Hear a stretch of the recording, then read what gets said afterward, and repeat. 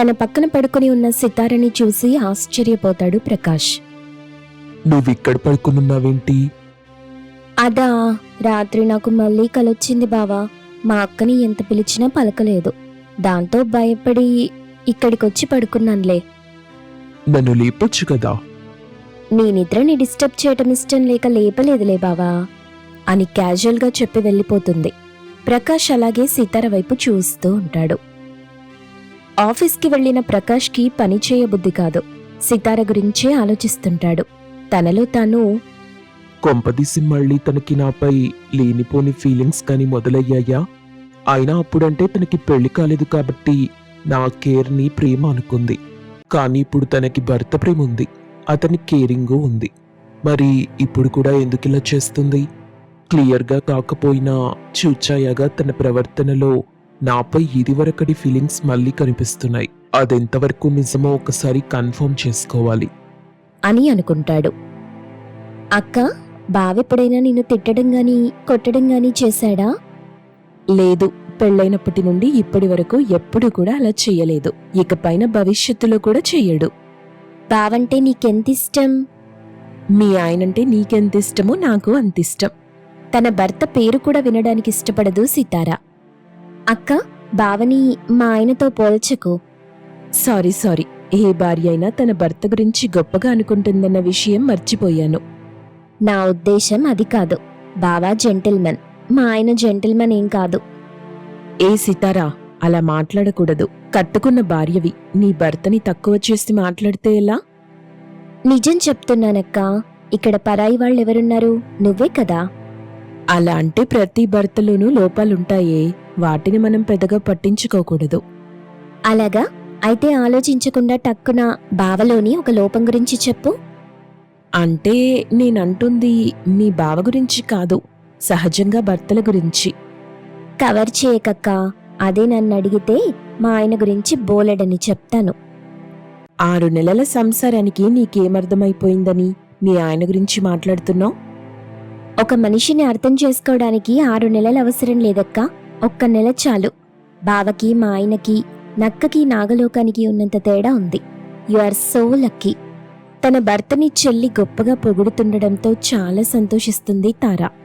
కానీ తనకి తెలియదు తన సంసారంలోకి సమస్యలు రాబోతున్నాయని. థ్యాంక్స్ చెల్లి. అక్క, ఒకవేళ నీకు బావలాంటి మంచి భర్త కాకుండా చెడ్డవాడు దొరికుంటే ఏం చేసేదానివి? అతన్ని మార్చుకోవడానికి ప్రయత్నిస్తాను. అయినా మారకపోతే వదిలేస్తావా? లేక నీ కర్మ తలరాత అనుకుని కాపురం చేస్తావా? వదిలేయను, కాపురం చేస్తాను. మరి నువ్వేం చేస్తావు? నీకు తెలుసు కదక్కా నా గురించి. నాకు కాంప్రమైజ్ అవ్వటం ఇష్టముండదు. వదిలేస్తాను. నా మనసు ఇష్టపడే గుణాలున్న వ్యక్తిని వెతుక్కుంటాను. ఏ సితారా, అది తప్పే. అసలు సంసారం అంటేనే సర్దుకుపోవడం. వదిలేసుకుంటూ పోతే ఈ సమాజంలో ఏ సంసారం నిలబడదు. ఏంటోనక్క, సర్దుకుపోయి బ్రతికే ఆడవాళ్లకి మంచి భర్తల్ని, సర్దుకుపోలేని ఆడవాళ్లకి చెడ్డ భర్తల్ని ఇస్తాడా దేవుడు? అమ్మా, ఆ సితార పుట్టింటికి పోయి వారం రోజులైనా ఇంకా వాళ్ళమ్మ నాన్న మన ఇంటి మీదకి గొడవకి రాలేదేంటి? అలా జరక్కపోవడం మనకే మంచిది కదరా.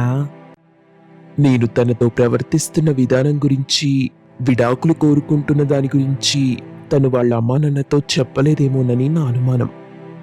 ఆవిడ వాళ్ళ అమ్మా నాన్నతో చెప్తే మనకెందుకు, చెప్పకపోతే మనకెందుకురా? నువ్వు వెంటనే ఆ విడాకుల ప్రయత్నాలు మొదలెట్టు, నీ లాయర్ ఫ్రెండ్ ద్వారా. అలాగే నాన్నా అని చెప్పి విడాకుల ప్రయత్నాల్లో ఉన్నాడు. ఇలా జరుగుతుండగా మరోవైపు ప్రకాష్ ఇంట్లో తారా ప్రవర్తనపై నిఘా పెడతాడు. ఏవండి, ఇంట్లో బోర్ కొడుతుంది, మమ్మల్ని సరదాగా పార్క్కి తీసుకెళ్ళొచ్చు కదా? అలాగే తీసుకెళ్తాను పదండి అని ముగ్గురు పార్క్కి వెళ్లారు. ఒక బెంచ్ పై కూర్చొని సరదాగా ముచ్చట్లు చెప్పుకుంటున్నారు. బావా, నాకు ఐస్ క్రీం తినాలనుంది, తీసుకురావా? అలాగే అని వెళ్లి ఐస్ క్రీం తీసుకొస్తాడు ముగ్గురికి. ముగ్గురు ఐస్ క్రీం తింటున్నారు. బావా, నాకు ఈ ఐస్ క్రీం ఫ్లేవర్ నచ్చలేదు, నాకు నీది కావాలి అని చెప్పి అతని పర్మిషన్ లేకుండానే ప్రకాష్ చేతిలోని ఐస్ క్రీం తను తీసుకుని ఆ ఐస్ క్రీంని తింటూ ఉంది. బావా, నువ్వు టేస్ట్ చేసిన ఐస్ క్రీం ఎంత రుచిగా ఉందో.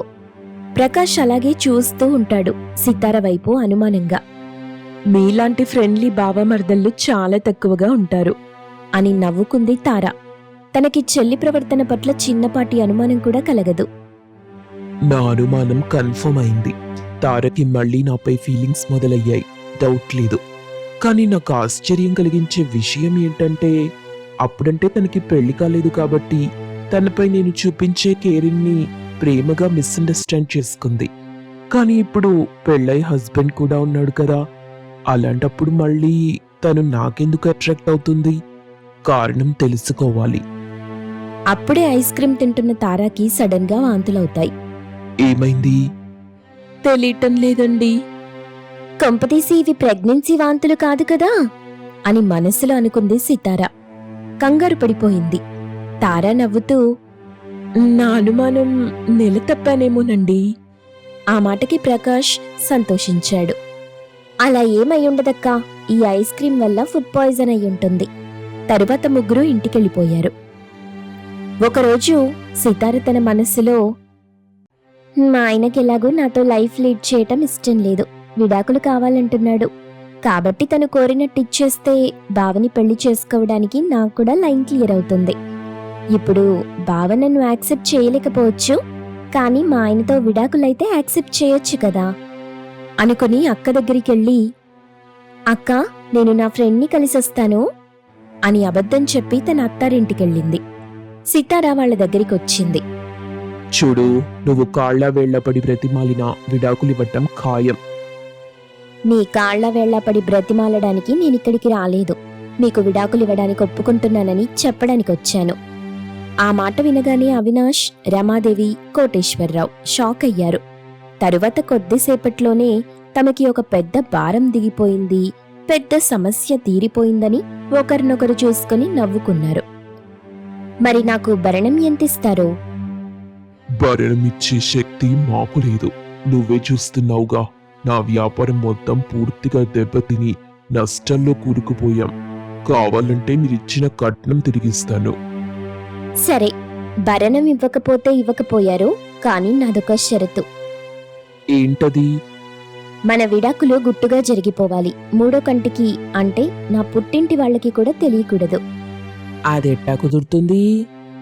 మీ అబ్బాయికి నా నుండి విడాకులు కావాలంటే కుదరాల్సిందే. మరి మీకు అనుకూలంగా నేనున్నప్పుడు నాకనుకూలంగా మీరు కూడా ఒప్పుకోవాలి కదా. రేపు మీ వాళ్ళు మా మీదొచ్చి పడితే మేమేం చెయ్యాలి? మా వాళ్ళు మీ మీదకి రారు. ఒకవేళ వచ్చినా ఒకసారి విడాకులైపోయాక వాళ్ళేం చెయ్యలేరు కదా. అదంతా అమ్మాయి సమస్య, మనకెందుకురా? మనం కోరుకున్నట్టు విడాకులిస్తానన్నప్పుడు మనం కూడా తన షరతుకు ఒప్పుకోవడమే. సరేనమ్మాయి, అటాగే మీ వాళ్ళెవ్వరికీ చెప్పం.